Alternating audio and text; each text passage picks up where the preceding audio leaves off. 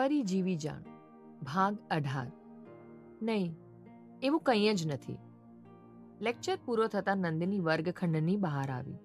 નંદિનીની સહ અધ્યાયી સ્વાતિએ નંદિનીને રોકતા કહ્યું. નંદિની આશ્ચર્ય સાથે રોકાણી. મારું નામ સ્વાતિ છે.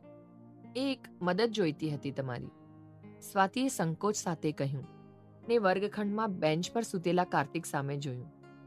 આ લેટર કાર્તિકને આપી દેશો, સ્વાતિએ કહ્યું ને આ મામલો જાણે પોતાનો ન હોય તેમ નંદિની ચાલવા લાગી. પ્લીઝ, મારી લાગણીઓ છે આ લેટરમાં, પણ તેને આ લાગણીઓ જણાવવાની હિંમત નથી મારામાં. પ્રેમ હોત તો હિંમત હોત, મતલબ પસંદ છે, રાઈટ? નંદિનીએ કહ્યું ને પછી જાણે એ પોતે જ અનુભવી રહી હતી કે આ કેવો પ્રશ્ન તેને કેમ પૂછ્યો.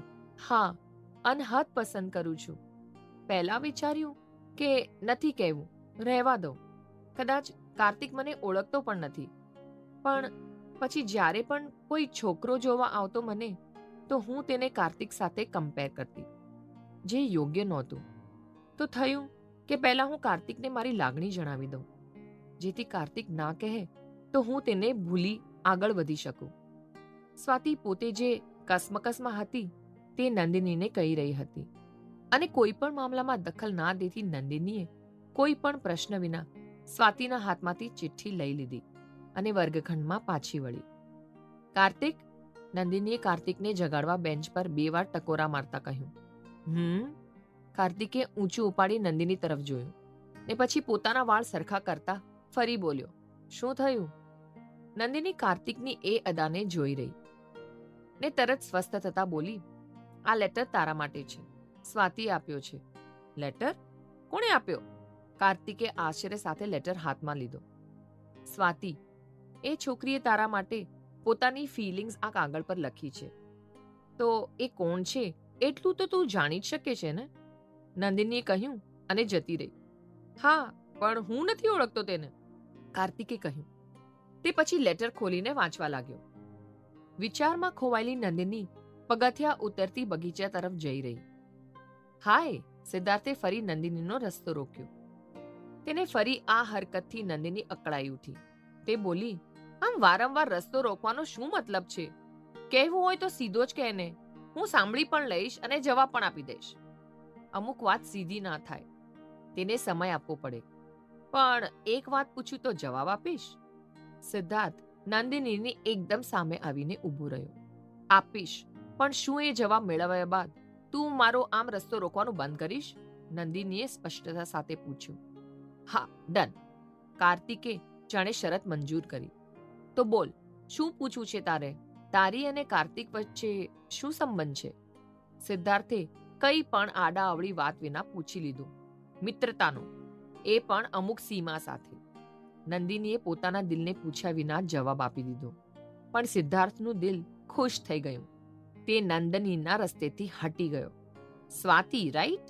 કાર્તિકે વાદળી રંગનો ડ્રેસ પહેરેલી યુવતી પાસે આવીને ઊભા રહેતા પૂછ્યું. સ્વાતિ હકારમાં માથું હલાવી કાર્તિકને જોઈ રહી.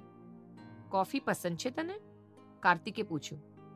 હા, સ્વાતિએ કહ્યું ને એ કાર્તિક સાથે ચાલવા લાગી. આમને સામને બેસી કાર્તિક અને સ્વાતિ કોફી પી રહ્યા હતા. થેન્ક યુ, મને તારી પસંદ બનાવવા માટે. કાર્તિકે કોફીનો એક કપ સફેદ ટેબલ પર મૂક્યો અને આગળ બોલ્યો. અને સોરી, હું એ તારી પસંદને ઇનકાર કરવા જઈ રહ્યો છું તે બદલ. જાણે એ પહેલેથી જવાબ જાણતી હોય તેમ સ્વાતિના ચહેરા પર સ્મિત આવી ગયું. જાણતી હતી તમારો આ જ જવાબ હશે. તમે નંદિનીને પસંદ કરો છો ને? કાર્તિક આ સાંભળી ઓતરાઈ ગયો. નહીં, એવું કંઈ નથી મારી અને નંદિની વચ્ચે. તને ના કહેવાનું કારણ હું નંદિનીને પસંદ કરું છું એ નથી. અરે રિલેક્સ, મેં માત્ર કહ્યું કે હું જેમ તમને પસંદ કરું છું તેમ તમે નંદિની. નહીં તો આઈ મીન, હું નંદિનીને નાપસંદ, અરે ના, એટલે પસંદ કરું છું એટલે તું જેમ કહે છે એમ નહીં, એમ કે અરે હું આટલો કન્ફ્યુઝ કેમ છું? કોઈ દિવસ કોઈ બાબતે લઈને મૂંઝવણ ના અનુભવતો કાર્તિક સ્વાતિના પ્રશ્નનો જવાબ શોધી રહ્યો. જો કન્ફ્યુઝન હોય તો પ્રેમ પણ હોઈ શકે છે, સ્વાતિએ કહ્યું ને કાર્તિક સ્વાતિને જોઈ રહ્યો અને અકળાઈને પૂછી રહ્યો. આપણે અહીંયા વાત કોની કરી રહ્યા છે? આપણા બંનેની કે મારી અને નંદિનીની? ઓકે, સારું ત્યારે. હું કોઈ વધારે કન્ફ્યુઝન ક્રિએટ નહીં કરું. પણ થેન્ક યુ મારી ફિલિંગ સમજવા માટે અને આ કોફી મારી સાથે પીવા માટે, સ્વાતિએ કહ્યું ને પોતાના પસંદીદા વ્યક્તિ સાથે એ કોફી માણવા લાગી. આ શહેરમાં બધા જ મને આટલું અટેન્શન કેમ આપે છે? સિદ્ધાર્થ, કાર્તિક, સ્વાતિ. નંદિની પોતાની જાત સાથે જ વાત કરી રહી હતી અને અચાનક તેને કાર્તિકનો વિચાર આવ્યો. હવે સુધીમાં તો કાર્તિકે સ્વાતિ જોડે વાત પણ કરી લીધી હશે. તેણે શું જવાબ આપ્યો હશે સ્વાતિને? નંદિની કાર્તિકના વિચારો તરફ દોડી રહી હતી. નંદિની! કાર્તિકે સેલફોન નંદિની તરફ લંબાવ્યો. માનો ફોન છે, તારી સાથે વાત કરવા માંગે છે. નંદિની ફોન લઈ હંસાબેન સાથે વાત કરવા લાગી. તેના ફફડતા હોઠ, તીખું નાક અને કાજળ કર્યા વિનાની આંખો અને તેની મોટી મોટી પાપણો કાર્તિકને આકર્ષી રહી. શું હું પસંદ કરું છું નંદિનીને? પ્રેમ કરું છું? કે પછી એવું કંઈ જ નથી? ના, કદાચ એવું કંઈ જ નથી. કાર્તિકે પોતે જ પ્રશ્નો કર્યા અને પોતે જ જવાબ મેળવ્યો અને ફરી નંદિનીને નિહાળવામાં લાગી ગયો ને કાર્તિકના ચહેરા પર સહજતાથી જ સ્મિત રમી રહ્યું.